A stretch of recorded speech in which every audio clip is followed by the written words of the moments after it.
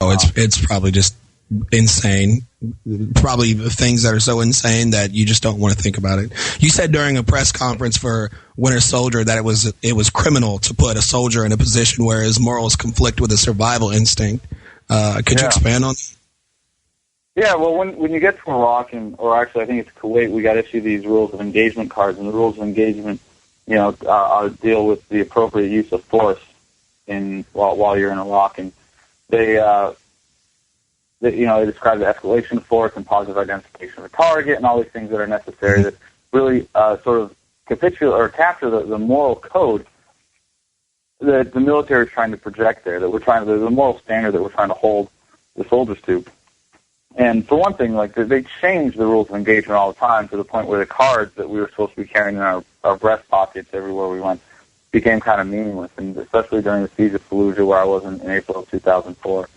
Let me ask you: do you think Do you think that they would do something like that? Do you think Command would do something like that? Because that would seem to be an instance where the troops on the ground would then be taken out of their routine and have to establish a new routine, thus extending the occupation rather than the victory. I don't think it's about routine. I mean, we changed our rules of engagement more often than we changed our underwear for those 3 weeks. But, and how hard was that for the troops to keep up with? Well, it comes to the point where, they say, all right, we are cleared hot. You can shoot anything that moves after dark in the city, period. Oh, lovely. And it's like, wait, you mean what happened to positive identification? So they try to, capture the intelligence that they get and say, well, we're going to change the ROEs based on this. We can assume that there's no one in the city other than enemy combatants at this point. And so you get, what they call free fire zones. And really, that's what they were. The term doesn't get used very often because there's still, implied restrictions based on the rules of engagement. But the rule, the problem is that when you're in a convoy, and most of the engagements in Iraq are happening to troops being attacked in convoys or they're just driving in a series of vehicles. And if you get shot at from a building, and you see that there's rounds coming out, you see maybe muzzle flashes coming out of a building, and you're expected to not fire by the rules of engagement because they say you have to have positive identification of a target. But the rounds keep coming, and you just know the general direction. You know that they're coming from certain buildings. So, what do you do? When you know that violating your rules of engagement are going to increase your survival instinct and increase the survivability of the people around you, you got a really tough choice, and you can't blame people for making either one there. Oh man, you can't blame anybody for trying to survive in any kind of situation whatsoever. I mean, there's no blame to assign in something like that. Well, just like the Vietnam War, the occupation of Iraq has been designed not to be won, but to be sustained. And so these situations, they are deliberately, or at least carelessly, putting troops in situations where their morals are at odds with their survival instinct. Right. You were earlier today. You were saying on the Jack Blood show. Jack Blood show is a big friend of Revere, and I appreciate him having you on earlier today. You were speaking on an incident that I personally would refer to as an atrocity, and I'm talking about the incident with the burned man. And obviously, that was just difficult for you to bring up, and I appreciate that you did, because the people of this country need to know the horror of war, and they need to know what we are capable of as human beings, and we're capable of pretty much anything. But you were speaking on how soldiers become capable of atrocity in a state of wartime decriminalization, and Jack seemed to think that it was due in part to many soldiers being young and easily influenced due to peer pressure and so forth. But you seem to disagree with that. And I wanted to... I mean, part of it's the naivety and a gullibility, but it's not distinct to the young. I mean, hell, every last old person in this country has fallen for it, too, when they believe the propaganda and they support this war, on a visceral, emotional level without any kind of rational thought involved.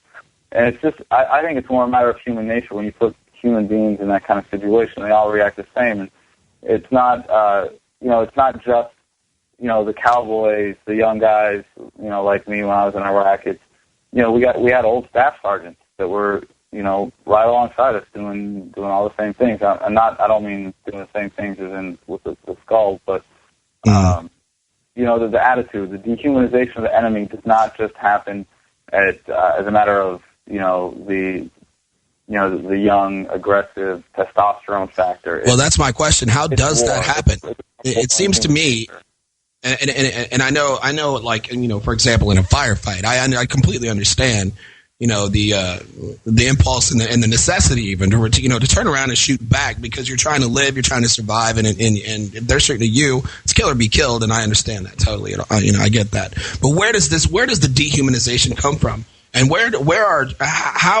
how do our troops, when you're faced in this situation, what was going through your mind when you decided to carry out that particular action? And I don't know if you want to, rehash it for our viewers. I don't think we need to get into that at this point. But I want to talk about racism as it relates to war and the military and things like that. This is something that is really timeless that I don't think people appreciate enough in the way that it's being, embodied in the occupations of Iraq and Afghanistan. Well, if we could just finish off, I'm really interested in how a soldier goes from doing a job and a duty and a service for their country to being able to carry out instances of atrocity. How do you go from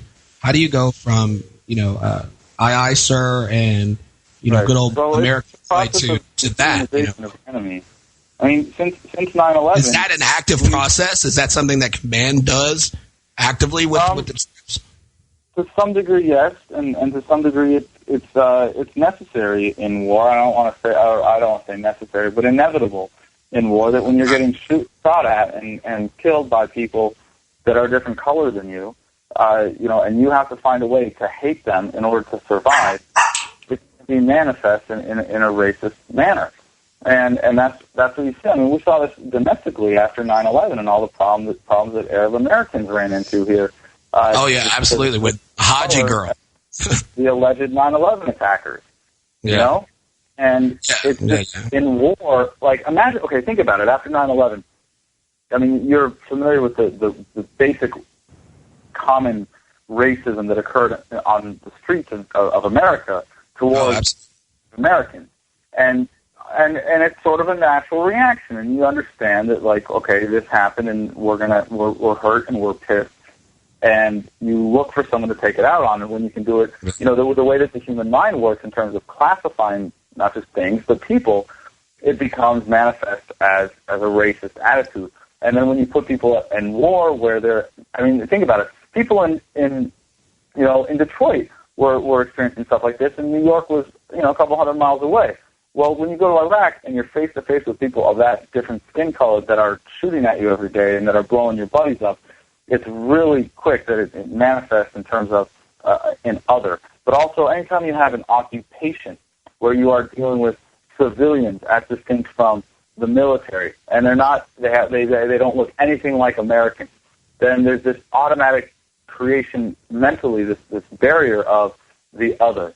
And that result, it just becomes an absolute disregard and dehumanization of the Iraqis. And so, for me, like when I did the thing that I talked about on the show earlier, I didn't have any regard for this man's dignity or his life or put any value in it. And it was sort of it just didn't even cross my mind, as it was happening. And I think that's, you can't blame any of the troops for having this essentially human reaction. This is just my attitude about racism in general, that, all human beings are racist. We all classify people for all sorts of different ways. And, the human mind just works in a way that categorizes things and, it has different prejudices. And that's natural. And the answer to that isn't to say I'm not a racist, but to say I'm aware of my tendency to discriminate, and I, raise that awareness and ensure that you can make sure that none of those are manifest in the way you treat or judge any particular individual. But when you're put in a situation where it's a matter of life and death, hey, all that stuff's out the window, and you don't really care about being sensitive. You just care about getting home alive and killing the bad guy and making sure none of your buddies die. So, there's that kind of that much more distinct manifestation of those prejudices in racism and an absolute dehumanization of the enemy is natural, predictable, and really just human nature. We saw the same thing going back to Vietnam and World War II. Right. With all the racist slurs that we used against the Japanese and the Vietnamese, and the Germans even, although of course to a lesser extent, because then you had the